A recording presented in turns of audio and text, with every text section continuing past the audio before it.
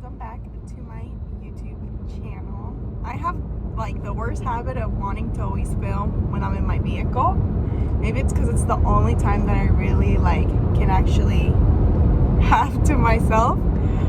But either way, I'm back, guys, and I'm back with a video to kind of update you on what has happened since the miscarriage video that I had uploaded. If you have not watched the video, I will link it for you guys after the video is done. Pretty much, we're gonna just, get to the fun of it all. So, what has happened since then? I got pregnant like 3 months after my miscarriage. Again, thankfully, everything has been good so far. I have to say that I've been doing a lot better this time. Like, mentally, my headspace is at a better mental space. However, things have gotten complicated. So I had surgery, guys, and I am post a week and a half from my surgery. So now I feel like I'm in a place where I can be like, nope, it is very delicate, it is very sensitive to be pregnant, and it's not as easy as I thought it was. Long story short, I had my gallbladder removed exactly a week and a day ago. Because one, it was inflated double its size, and two, it had stones in it. I had two options. I could have waited and just had the gallbladder removed post giving birth, but according to the surgeons, I was at a higher risk of something going bad in the surgery for that than what I am now. So I guess there's a time frame in which, and by all means, I'm not a doctor, I'm not anyone certified, so if you're a nurse or a surgeon or any kind of medical professional, please feel free to leave a comment down below educating other women or educating fathers as well, because I think it's so important that dads are involved, or the partners are involved as well in this whole pregnancy experience for their partners. So back to what I was saying. According to them, I was in a perfect time frame to have the surgery done, which is anywhere between 20 to 24 weeks, I believe, or 18 to 24. There's a peak where they can perform surgery and you're not high risk. So I was at that peak, I was at exactly hitting 21 weeks. So they're okay, obviously it's up to you if you want to do the surgery or not, but if there's a time to do it, this would be the ideal time, because you nor the baby are at higher risk of anything really if something was to happen. Of course, complications can happen, and they let me know that pre-surgery, they let me know all of my risks and everything. So I just was okay, F it, we have to do what we have to do, because I was in so much pain when I would just breathe. God forbid, this is my next 4 months until I'm due, and I'm going to be miserable. And I really don't think pregnancy should be a miserable experience, especially if it's your first one. So I was you know what? Screw it. I'm going to do it. God's will, I was, of course, terrified, one, for myself, and two, for the baby, because things can go wrong in a surgery room.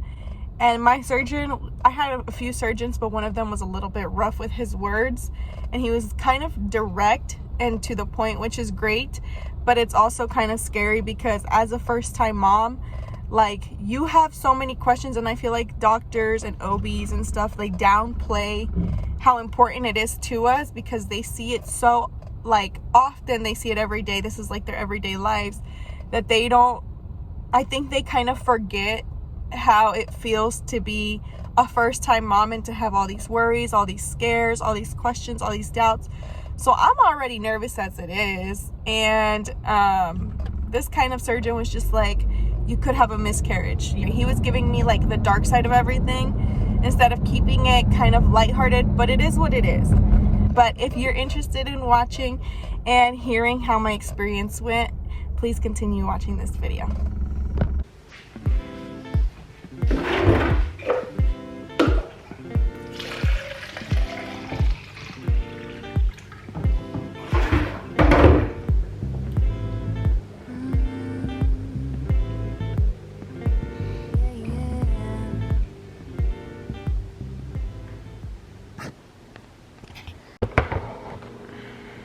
like match the aesthetic, which was super unintentional, but I guess you guys can see that I go with a very nude palette. Wrapping back up to where we had left off, like start from the very beginning as to how everything went down. We went to a rodeo the night before, Sunday, and so I was getting a lot of heartburn. That's how it started. But I had experienced a week before that a lot of pain, like in my right side breathing, and I thought it was because I was mixing like chemicals when I was cleaning the bathroom, but it was chemicals that I'm always using and I've never had that feeling before.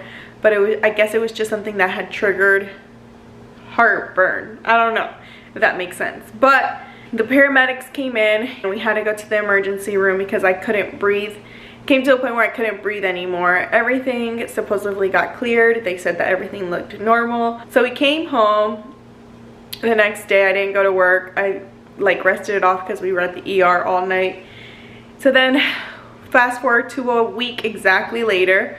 It's Sunday now, and we had went out to the rodeo, and I had eaten tacos, and I was still getting heartburn, which is crazy because I wouldn't get that kind of pain at work, which is so mind-blowing to me. But I was getting heartburn. It was like 11 o'clock at night, and I didn't know if it was due to the tacos or if it was just like due to something else. So I was like, okay, shoot, like I don't know what to do. JJ was like, I think we should go to the hospital, and I'm very, very, very hard-headed. I didn't want to go back to the hospital just because I didn't want to be there for hours at a time, and then the next day I had to work, so I was like trying to avoid going to the hospital. And I just was like, okay, like I'm gonna try to just put some rubbing alcohol on and like try to fall back asleep with the pain. So that's what JJ did, and JJ's my husband, sorry guys. So he rubbed some alcohol on my like chest area and like on my side, my right side, like ribs, because that's where the pain was coming from, and a part of my back. So he rubbed some alcohol. The pain kind of like, it didn't go away, it just was mild. I could like I could endure it. So I was like, okay, whatever, like I'm just gonna fall asleep because I was more tired than in pain. And then like around 1 o'clock I woke up again from the pain, and my husband's like, hey, I think we should just go, like it's better to just play it safe than sorry. I'm gonna hop in the shower and then like we'll leave. And at this point I was laying in the couch because I thought that I was feeling discomfort also from like not like our mattress is too soft. So right now that I'm pregnant, a lot of my weight goes to like towards my belly and not towards my back, like it's uneven. So I thought it was just me cramping from my back because of the way the mattress is like so soft. So I was like, I just came to lay here on the couch. In the meantime, while he showered, hoping that the pain would kind of settle since the couch is a little bit more firm. And I knocked out. I fell asleep. By the time he got out of the shower, I was like knocked out. So according to him, what he did was that he went to bed and he just kind of stayed up for like an hour or so to see if I would wake up again. And now it's 3:30 in the morning, and I'm like, oh my god, the pain is coming back. And this time I feel it coming back the way I had felt it the week before, because the week before from the same pain I puked, and it made it 10 times worse. Like my body had went into shock, like I got completely body heated. I was sweating, but I was cold. It was the worst experience ever. So this time it was happening again, like the same symptoms were popping up, and I was getting really scared because I'm like, I really don't want to go through the pain that I went through last week, because it was something so devastating and where you feel so hopeless, and it feels like you're having a heart attack. It feels like you're dying. It's the worst pain ever. And I was just like, oh, okay, like at this point I'm like, you know what, let's go, because if for any reason I start to faint again, or I start to get woozy like last time, or I start to stop breathing or something like that, at least I'll be at the hospital at that point, and then let it happen here where I can get the care versus it happening in my house, and it takes them time to get to the house, get me out and everything. So I'm like, okay, let's go to the hospital. And we went over to the hospital. It was like 4 in the morning. The pain was going away, which was mind-blowing because I'm like, I feel dumb because we're here at the hospital, and like I just sounded like I felt like it was so pointless of me being there when I felt the pain going down, but the pain would come and go, come and go.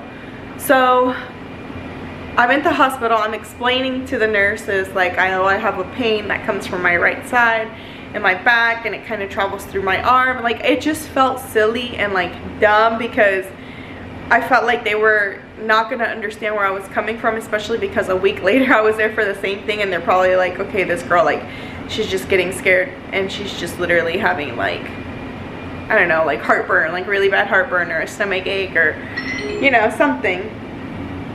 So I got really, like, I just felt so stupid. I hate to say that, but I felt so stupid explaining myself to them, because I just felt like I couldn't even explain what I was going through. It's one of those pains that you can't even explain it, because when you get it, it lasts for about 20 minutes and then it starts to slowly come down on its own. One of the doctors was like, like, I guess something like triggered in him, and was like, let me push down on your stomach, like where my pain was at. And then he pushed down in a certain spot, and I was like, oh my god, that hurt. Like, it hurt so bad. And he's like, I think it's your gallbladder. I think it's your gallbladder. But unfortunately, we don't have like the scan, the MRIs. They wanted to do like some scans, some tests. We don't have the equipment here to do it. So I was like, oh crap, okay, so then, you know, like, what's gonna go on?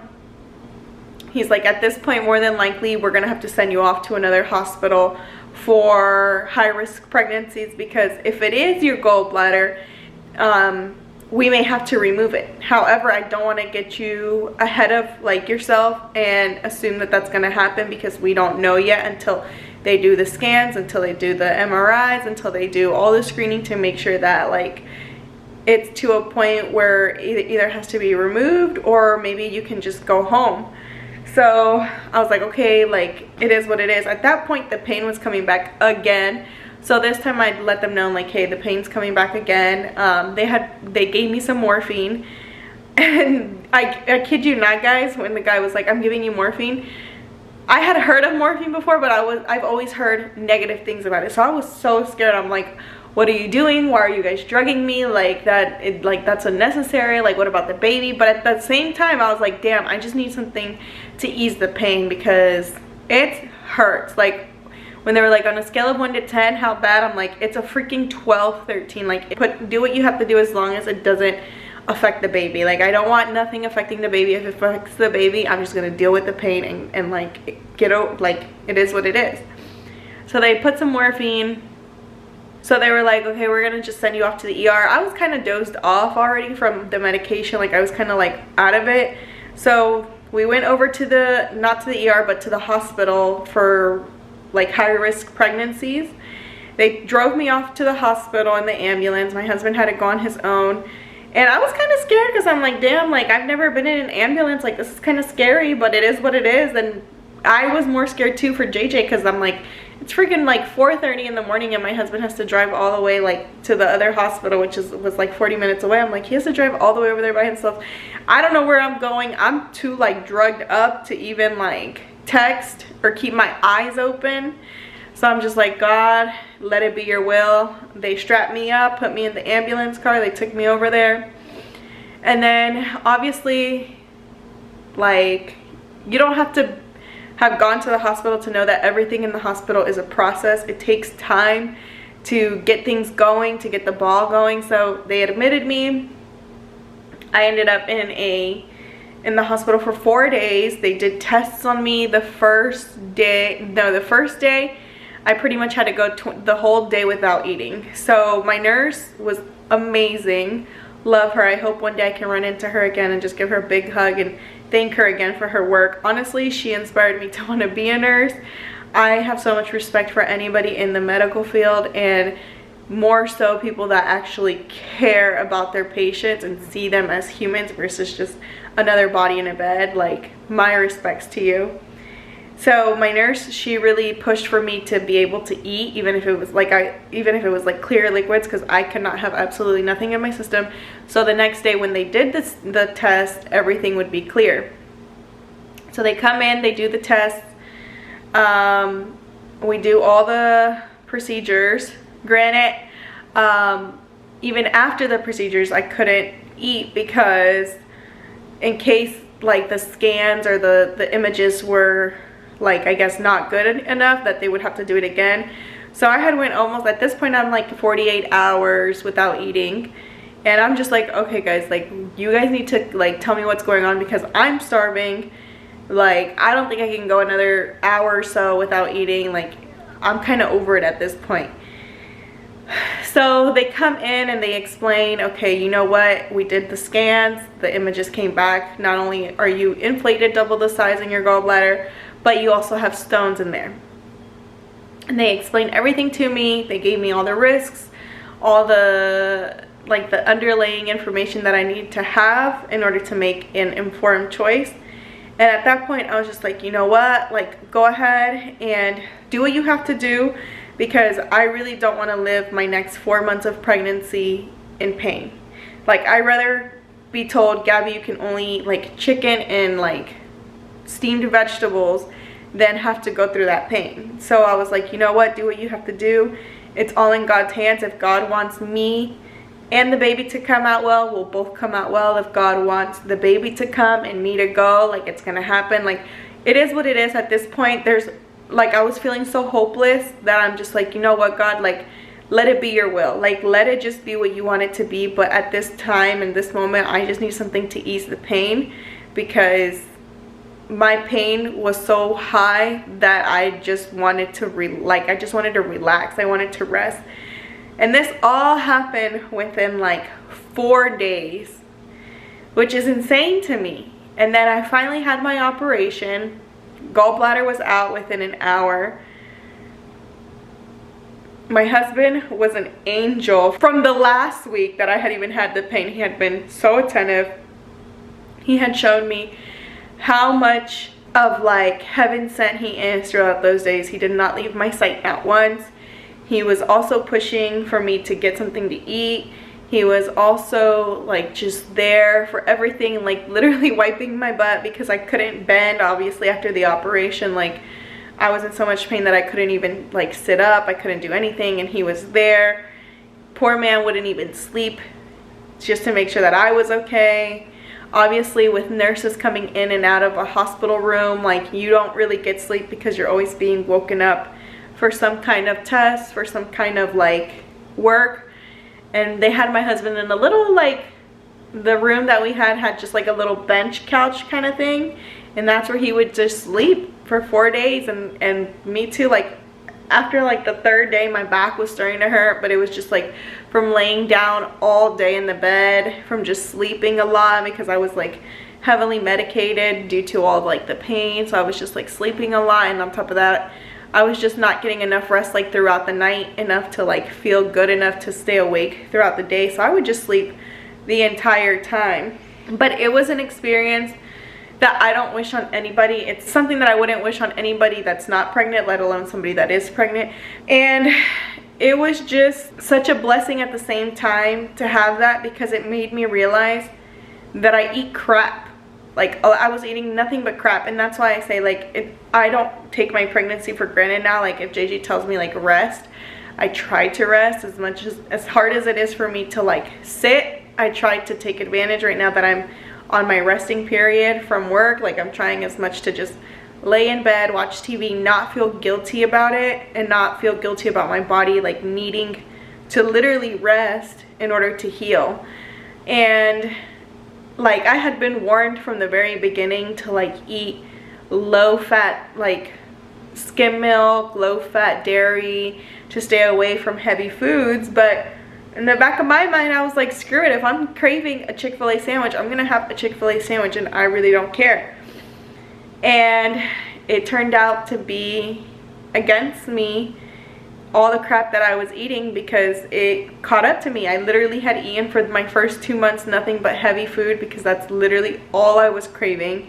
I just wanted to eat like fried food, biscuits, mac and cheese. Like I wouldn't even take lunch to work, because I'm like, I'm just gonna go get Panda Express, or I'm just gonna go get like a biscuit at McDonald's. And it got up to me. And I think that's why it happened what happened, because even after a while I was like, oh my god, I'm so done. like I don't want to eat out anymore, and I was starting to eat in, but it, like I wasn't eating in clean. I still don't eat clean, but I wasn't eating in as much as I should have been eating in. And obviously whenever you cook at home, you know what you're putting in your food. You can control the amount of things that you want in your food that is processed versus whole.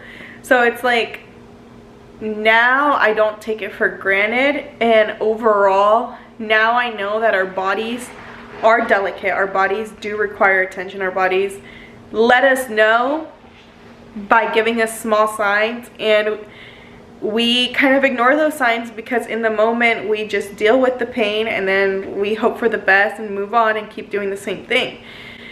But for me, it took something like this to be like, okay, Gabby, like wake up. Like it's time to like do something different, because obviously what you're doing is not helping you.